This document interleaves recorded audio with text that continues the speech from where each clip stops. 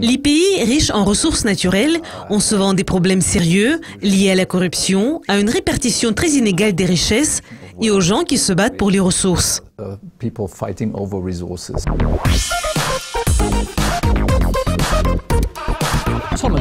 Thomas, une nation africaine peut-elle avoir une économie stable si elle dépend beaucoup des ressources? Il y a une contradiction, car les pays riches en ressources naturelles sont d'habitude les plus instables. Prenons l'exemple de l'Angola ou du Nigeria. Ces deux pays connaissent des problèmes politiques depuis de nombreuses années.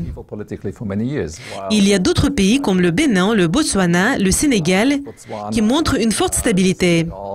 Et ce ne sont pas des pays riches en ressources. Donc, qu'est-ce que cela signifie?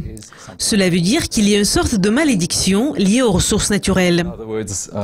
En d'autres termes, les pays riches en ressources naturelles ont souvent des problèmes sérieux liés à la corruption, à une répartition très inégale des richesses et aux gens qui se battent pour les ressources. Donc, les ressources peuvent représenter un facteur vraiment négatif si un pays n'a pas de système politique qui pourrait préserver la stabilité. Comment une nation peut-elle réduire la dépendance de son économie vis-à-vis des matières premières? Dubaï semble savoir les réponses. Comment les autres pays peuvent-ils suivre son exemple? Prenons l'exemple de la Norvège. Dans les années 70, le pays a découvert des champs de pétrole. Et ce que la Norvège a fait, elle a créé un des plus grands, sinon le plus grand fonds souverain dans le monde. Donc le pays a mis de l'argent de côté pour les générations futures au lieu de gaspiller tout l'argent reçu. Et c'est ce que les pays riches en ressources peuvent faire. Il est à noter qu'à cette époque-là, la Norvège était déjà assez développée. Mais les pays africains ayant de ressources voudraient évidemment investir ces fonds dans l'infrastructure. Et il faut le faire. Il faut investir dans l'éducation, dans le système de santé, dans l'infrastructure, dans le transport, etc. Ce sont les domaines dans lesquels les pays voudraient investir de l'argent. Donc, quels risques les ressources apportent-elles pour l'économie? S'il s'agit des risques, il y a toujours des risques dont je vous ai déjà parlé.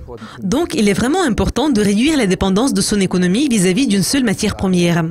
Donc, il s'agit de la diversification. Car si vous jetez un coup d'œil à l'histoire, il y a l'exemple de Dubaï, mais il y a aussi l'exemple de Venise.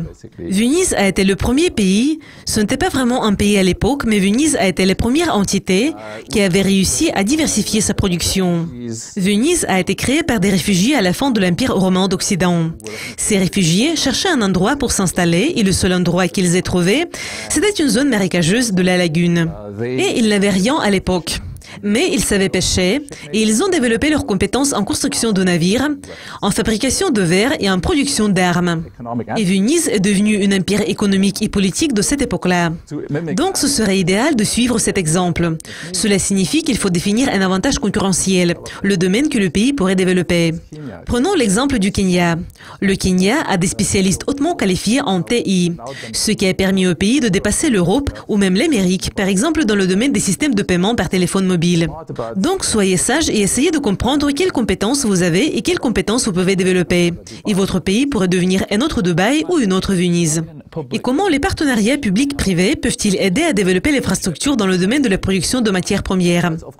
Il est évidemment très important d'avoir la possibilité de transporter les biens et les ressources. Pour transporter du minerai de fer de la mine aux clients, il est préférable d'avoir des voies ferroviaires ou au moins des routes vers les ports publics. Récemment, je suis allé au Bénin pour parler avec le gouvernement du développement de l'aéroport et des ports. Il est très important qu'il y ait une infrastructure portuaire efficace et que les prix soient concurrentiels.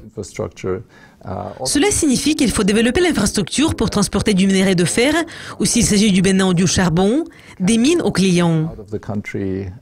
Donc, ce qui est vraiment important, c'est l'infrastructure de transport. Thomas, merci. C'est un plaisir de vous accueillir dans notre studio. Merci beaucoup. Et merci d'être avec nous. N'hésitez pas à vous abonner à notre chaîne pour découvrir plus d'interviews.